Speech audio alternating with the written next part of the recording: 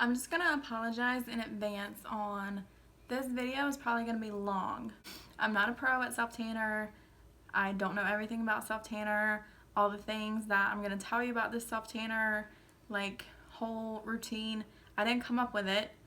I wanna talk about my favorite self-tanner in the whole world, and that is Bondi Sands Ultra Dark. And if you think I'm lying about it being my favorite self-tanner, then I'm not. So I'm on one. I have 3 backups. Why is my favorite? I get the darkest, most natural tan. Also, you get 7.04 ounces and it's, I think, $29 online. That's it. $29 for 7.4. Other tanners, you're paying $40 for 4 ounces of tanner. So this is gonna last you a lot longer, in my opinion. It does for me. Obviously, it's more ounces. And I just get the darkest tan with this. I usually tan once a week. I'll let it gradually fade. This tanner is my favorite because it doesn't fade splotchy and gross. It just fades gradually, and I know it sounds like a weekly routine. You don't have to do it weekly, that's just what I do, but it's really, once you get the routine down, it's just kind of in my brain like, oh yeah, that's another thing, like shaving your legs is in a routine like that for me. How I prep for my tan is I actually take one of these exfoliating mitts. I'll usually go in, I'll use one of these. They have one, I just haven't bought one yet, but I'll use this and I'll go in with any kind of exfoliator that you have. So my favorite way to do this to like prep the skin is I'm going to, say you want to be tan on Saturday. You're going to exfoliate on Thursday, okay? You're going to take a shower, exfoliate everything on Thursday. You're not supposed to shave and exfoliate anyways. Everybody who gives pedicures will tell you that. It'll cause irritation to the skin, so you're not supposed to do that anyways. So what you're gonna do is exfoliate on Thursday, okay? Friday is your day to shave, smooth skin, get everything ready, and you can tan after that. Like I'll tan on Friday, sleep in it, and then you tan on Saturday. So make sure you are exfoliating the day before you want your tanner, because if not, if you shave and exfoliate, I've done this before, and it just never comes out flawless because of my skin, not because of the tanner, it's because of my skin. If you are exfoliating and then you're shaving and then you're putting on your tanner at the same time, all your pores are going to be open, so it's going to look like little tiny dots all over your skin, and it's really not cute, especially on your legs. I hated that, and I had to learn that myself. So we're going to exfoliate on Thursday, we're going to shave on Friday, and we're going to tan on Friday. You can use any kind of moisturizer. We're going to moisturize our hands, wrists, elbows, knees, ankles, and feet.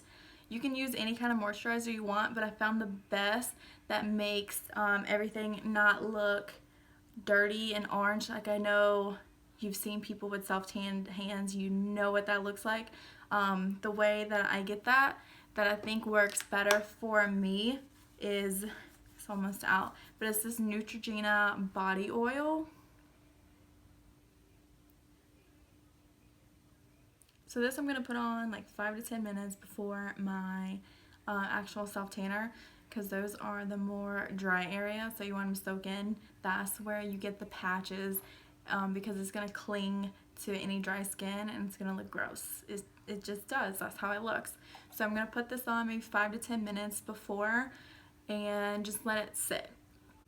The best thing to do for your hands and your feet, so say you're doing your leg, you're going to do your whole entire leg. You're going to use one of these mitts. I have so many. You can wash them and reuse them. That's the best part of it. Leg. You're going to do your whole entire leg with the mitt. I really recommend using a mitt. Really recommend using one of these mitts. It's like one of the plush ones. It just makes your tan apply so much better. But anyways, do your whole leg. Then don't put any extra product on this. No extra product at all. That's when you're going to do your ankles and your feet and rub them in really good. Don't just kind of wipe over them. Just really rub in everything with, like I said, nothing else on it. That's how you're going to make sure that you don't get, you know, anything dry, gross looking on your feet. And that's like the ultimate tell of self-tanner, is when people look at your ankles or your feet and they're like, yeah, she's wearing fake tan. Which is not a bad thing to wear a fake tan, but people are rude.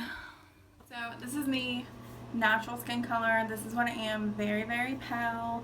As you can see, the ring light is not making me look more pale. I am this pale. So this is just putting it on. Like, I've literally just finished putting it on.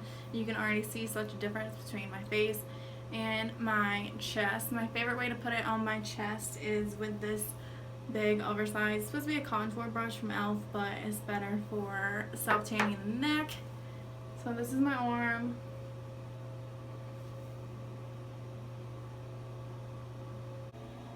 So I think it's been like an hour or two since I put the tanner on. Just wanted to show you what I'm looking like. Still haven't put the face on yet because I'm gonna do that like right before I go to bed. But getting darker. Yeah. Alright, so this is next morning. This is what I look like. This is what you should look like. A little bit green because it has a green undertone. So it doesn't make you orange. So you're gonna look a little bit, I don't know any other word than dirty. You're gonna look a little bit dirty. You just have to rinse that top coat off. You're not gonna go take a regular shower. You're gonna go just rinse that top coat off. That's it. But this is what I look like. It does come off on your clothes. I don't care about this t-shirt. Anyways, but it actually, once you wash your clothes, it does come off. Just side note if you didn't know. But yeah. So this is in the bathroom with the ring light. Because last night I did it and it was dark, so I needed the ring light. So this is natural light. I got big window in front of me. This is what I'm gonna look like right now. You're always gonna look a little bit darker, but once you rinse off, it's going to lighten up, and then it'll actually develop like throughout the day. But yeah, this is what I'm looking like. I decided not to do my face just so you can get that good like contrast. So I'll just do my face tonight. Cause yeah, I'm gonna go rinse off and then I'll come back. Just got out of the shower, rinsing off, and this is how I'm looking.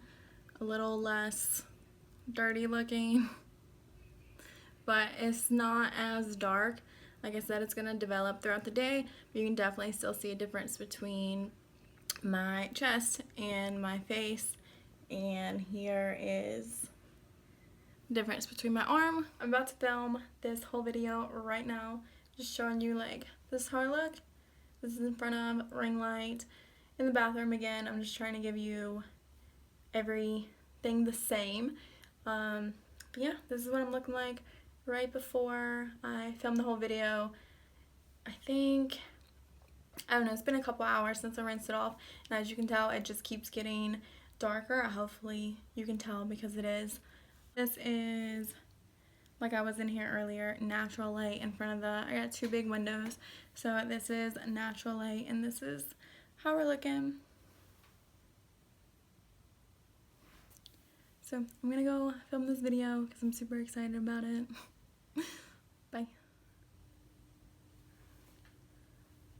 This is a tanner. Another question was, how do I not get a self-tanner to make me look orange? You're gonna have to splurge for a better self-tanner. There might be a drugstore self-tanner that doesn't get you orange, but I've never found one. I've tried a lot of self-tanners. I've been tanning since I think I started when I was like 21. I'm almost 26. But if you're going to want a natural looking tanner, you don't want to look orange, you're going to want to go for a more olive based tanner. This one, the Bondi Sands, it comes out, oh, I'm just wasting tanner, I hate this. Anyways, it comes out, as you can see, this brown, more olive toned, so that's how you don't get orange.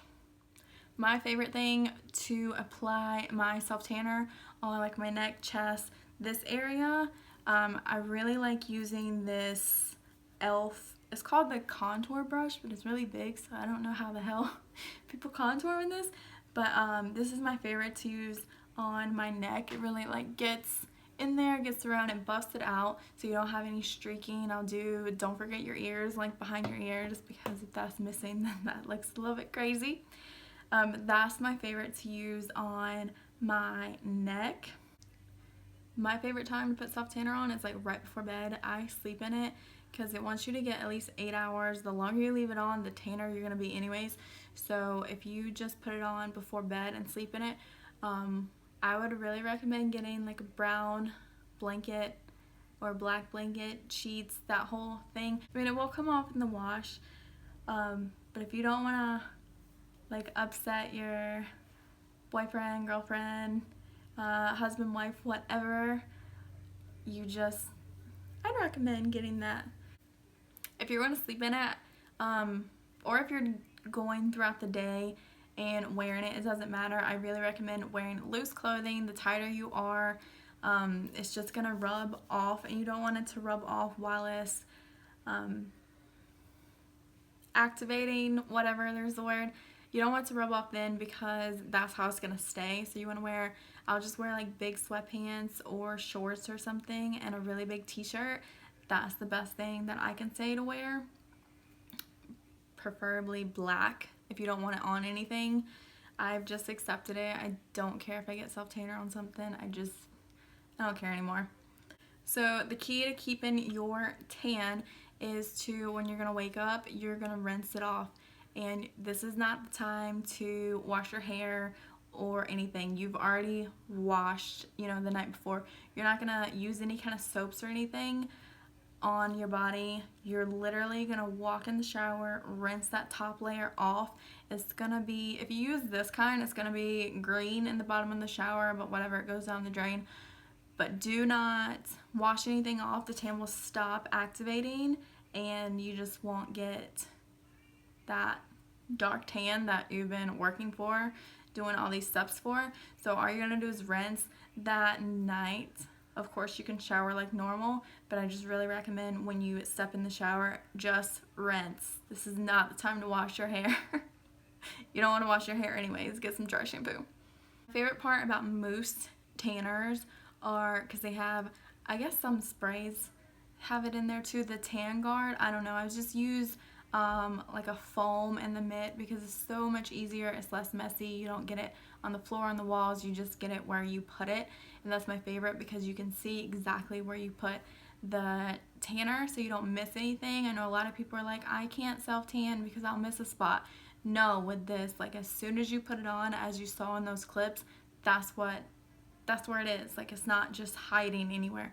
That's exactly wherever you put it is where it's gonna stay, where you can see it. One of the things I've noticed that I really love about this tan is if I put something on and then I notice later, like, oh, that might be a streak, that might not be even. Once I rinse off in the shower, it's freaking flawless. Like, that shit is flawless. It's perfect. I don't know how it does it. I really don't know, because you wake up in the morning, like I said in the little video, you look dirty. You really do. Like, it looks dirty. But once you just rinse it off, just make sure the water just kind of rinses off itself, and you get out of the shower, don't dry yourself off like a wet dog. Crazy. Just pat the towel off. Don't smear anything. It's still activating. So hopefully I've answered some questions. I have helped you out. I don't know what else to say except try this freaking tanner. So nice. Love it. Yeah. If you like this video, just make sure to like and subscribe because it's free. Bye.